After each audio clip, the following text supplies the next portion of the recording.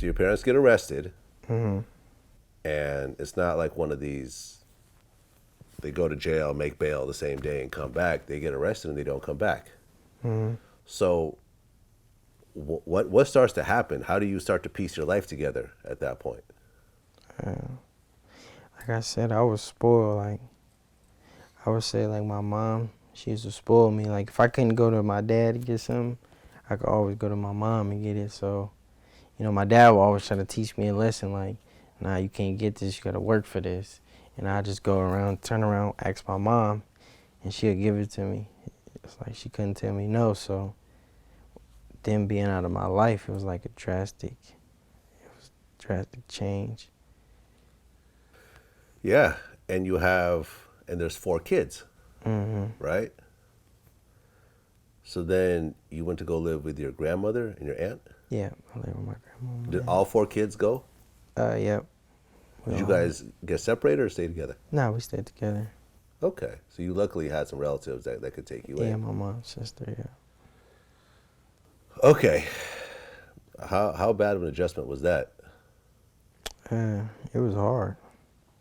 For me being spoiled, it was like, how I said, like, I was halfway in the streets and halfway in the sports. It was like my auntie had kids also, so she couldn't just really, like, give us everything that my mom and dad, And it was like, she wasn't my mom, so it was like, it was different. Like, Yeah. How many kids did your aunt have?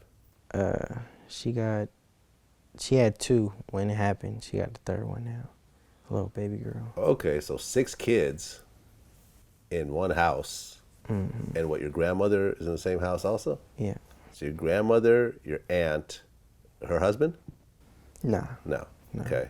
Just us. Grandmother, aunt, plus 6 kids. That's 8 people in one house. Mm-hmm. I assume this wasn't a mansion. Nah. So it's a relatively small house Mm-hmm. with a bunch of people, just sharing rooms, sleeping on couches, just whatever. Yep. Sharing rooms. What do you think was the hardest part of that time? Like I said, I was spoiled. Like I had everything, so just like me, time for school clothes and me having money in my pocket for lunch and like just little stuff. Yeah, that's all gone. That's all. Like, yeah, it was like a limit at that. So it was like I was so spoiled. Like I used to have cousins that I used to give clothes to and shit. Like that's how spoiled I was. That's all done at that point. Like I had like real boosters in my family, so it was like getting into the clothes for the jug and shit. So Yeah. I could share my shit. So it was a big change with that. What was that first phone call like with your parents in jail after they got locked up? I